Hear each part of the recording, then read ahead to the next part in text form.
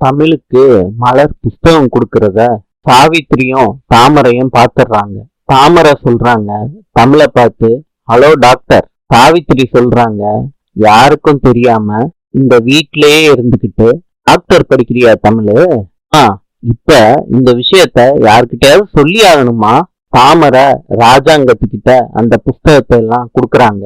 என்னதுன்னு ராஜாங்கம் கேக்குறாரு அந்த புஸ்தகத்தை பார்த்து. இதுக்கு சாவித்திரி சொல்றாங்க, பொண்ணு பார்த்தோம்ல, அன்னையில இருந்து தமிழ் படிக்கலன்னு தான் நம்ம நினைச்சுக்கிட்டு இருந்தோம். நமக்கே தெரியாம சேது இன்னும் படிக்க வச்சுக்கிட்டு இருக்காங்க. சேது மாத்திரம் ஏன்னு இப்படிப்பட்ட காரியத்தை பண்றான்? ராஜாங்கம் சொல்றாரு, அப்பே சொல்ல வேத வாக்கா நினைச்சுக்கிட்டு இருக்க சேது இப்படிப்பட்ட காரியத்தை செஞ்சிருக்கவே மாட்டான். சேது, இது எல்லாம் பொய்ன்னு நீயே சொல்லியா? சேது முழிக்கிறாரு. இன்று சில்லியின் நாணயம் பிசோ. நாளை சந்திப்போம்.